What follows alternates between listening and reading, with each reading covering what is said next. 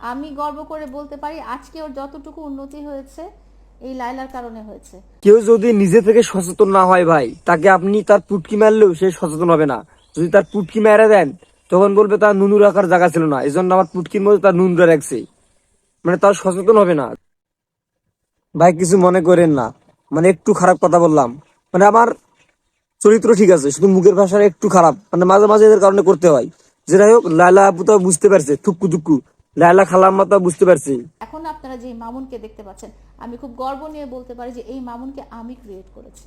আপনি এখন গর্ব করে বলতেছেন যে মামুনকে আমি ক্রিয়েট করছি, আর আমি গর্ব করে বলি আপনি যদি ঠিক সময় স্বামীর সংসারটা করতেন তাহলে এরকম 2-4টা মামুন আপনি নিজে জন্ম দিতেন। এটা একটা সুন্দর প্রশ্ন আপনার, আসলে খুব টেকনিক্যাল প্রশ্ন। যে ছিল সেটা সবাই জানে, রাস্তাঘাটে মাইর খাইতো।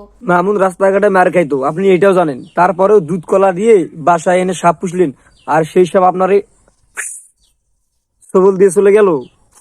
এটা একদম মামুন, একদম এটা কিন্তু ভাই দুঃখে আমার একদম চোখের পানি আর নুন পানি সব এক জায়গায় হইতেছে ভাই।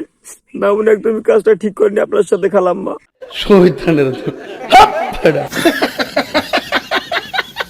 জন্য ও বলে, ওর আম্মুও বলে যে লাইলার জন্য আমাদের সম্মানহানি হয়েছে।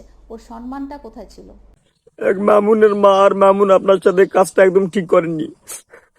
আপনার জন্য মামুনের সম্মান গেছে, মামুনের তো আগে সম্মানই ছিল না।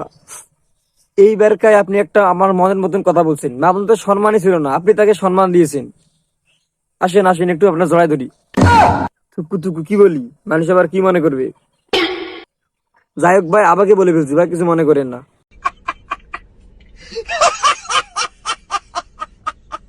চুলের কালার অদ্ভুত, ছিঁড়া প্যান্ট অদ্ভুত স্টাইলিং এর, এইসব মানুষের এরকম চিড়িয়াখানায় চিড়িয়া দেখতে আসে সেভাবেও তোমাকে দেখতে আসছিল। হ্যাঁ খালাম্মা, আপনি একদম ঠিক কথা বলছেন। আর আমার মনে হয় খালাম্মা এতদিন নিয়মিত হাগু করে নাই, সব ঘুরতে ছিল মাথায়, এজন্য আবল তাবল কাজ করছে।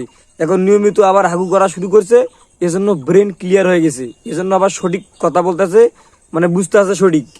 আর একটা কথা আমি বলি, এই যে আপনারা এরকম দুজনই মানে দুজনকে গালাগালি করতেছেন, আবারও যদি কোনোদিন আপনারা মিলে যান, মানে আবারও যদি আপনারা আডার মতন মিলে যান, তখন আমি একদম কি করবো জানেন, মামুনের বিচি দুইটা কাটে কুত্তারে খাম, আর আপনার পিছন দিক দিয়ে পদ্মার সাথে পিলার ঢুকে দিব, যদি আবার কোনোদিন মিল আমরা মানে লাগালাগি আবার করেন সেদিন।